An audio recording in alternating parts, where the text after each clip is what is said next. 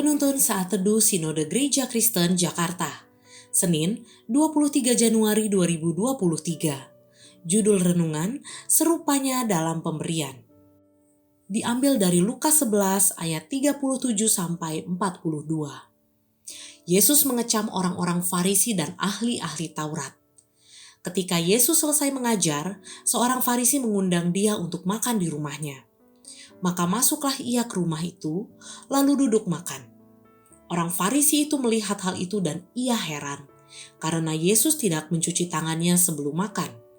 Tetapi Tuhan berkata kepadanya, "Kamu orang-orang Farisi, kamu membersihkan bagian luar dari cawan dan pinggan, tetapi bagian dalammu penuh rampasan dan kejahatan. Hai orang-orang bodoh, bukankah Dia yang menjadikan bagian luar? Dia juga yang menjadikan bagian dalam. Akan tetapi berikanlah isinya sebagai sedekah, dan sesungguhnya semuanya akan menjadi bersih bagimu. Tetapi celakalah kamu, hai orang-orang Farisi, sebab kamu membayar persepuluhan dari selasih, inggu, dan segala jenis sayuran, tetapi kamu mengabaikan keadilan dan kasih Allah. Yang satu harus dilakukan, dan yang lain jangan diabaikan." Harus digarisbawahi bahwa ajaran Kristen tidak menentang tradisi yang baik dari semua suku dan bangsa, termasuk tradisi perayaan Imlek. Tradisi ini dilakukan sebagai ucapan syukur pergantian tahun. Berkumpul keluarga dan bersilaturahmi bersama sebagai wujud dari kegembiraan menyambut tahun baru. Tetapi sayangnya, perayaan Imlek yang baik dan sesuai dengan nilai Kristen terkadang dicemari oleh sikap-sikap egois dan tamak yang datang dari keberdosaan manusia. Bukan hanya persoalan tidak mengikuti mitos atau ajaran nenek moyang, tetapi dalam perayaan Imlek terselip motif-motif yang ingin memperoleh keuntungan dan kemakmuran hanya bagi diri sendiri. Sikap ini bukan hanya datang dari mereka yang menerima angpau, tetapi juga dari mereka yang memberikannya. Harus diakui, tradisi memberi itu baik, tetapi jika itu datang dari tujuan yang salah, itu tetap salah. Tradisi memberi dengan maksud membuang sial dan untuk memperoleh kelimpahan pada diri sendiri. Motif inilah yang membuat seseorang tidak terlatih mengasihi sesama. Pemberiannya yang bersyarat dan terbatas pada momentum tertentu saja dan kepada orang tertentu. Tidak ada nilai kasih dan keadilan yang terlatih di dalam hati dan hidupnya. Dalam nas renungan hari ini, Tuhan Yesus diundang oleh seorang Farisi untuk hadir dalam makan bersama di rumahnya.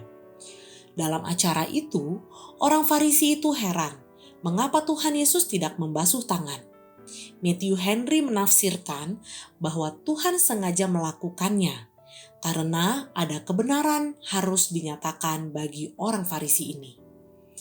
Hal ini dapat kita lihat dalam ayat 39-42. Ternyata orang-orang Farisi ini melakukan sejumlah tradisi termasuk membasuh tangan, bukan dengan maksud kebersihan, tetapi sebagai tradisi yang menunjukkan kesucian dan keagamawian mereka di hadapan orang lain. Mereka melakukan sejumlah tradisi yang baik itu dengan maksud yang jahat. Mereka membayar persepuluhan, tetapi mereka mengabaikan kasih dan keadilan kepada sesama. Mereka menjadikan tradisi yang dipandang baik dan rohani itu sebagai tameng atas kebusukan yang ada dalam diri mereka. Tuhan Yesus menegaskan bagi mereka dengan mengatakan, yang satu harus dilakukan dan yang lain jangan diabaikan.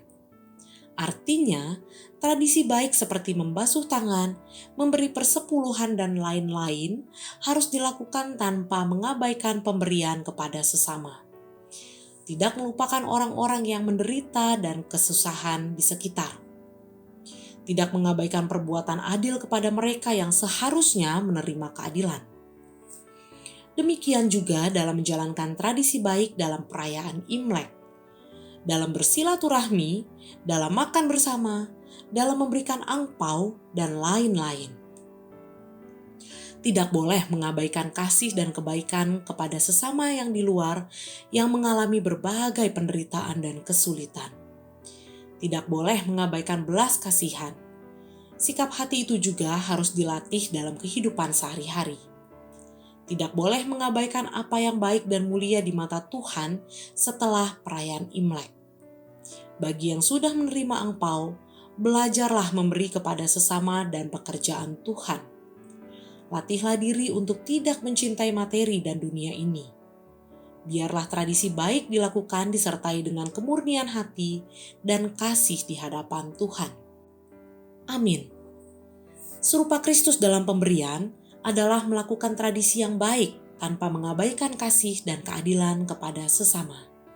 Kiranya Tuhan memampukan kita.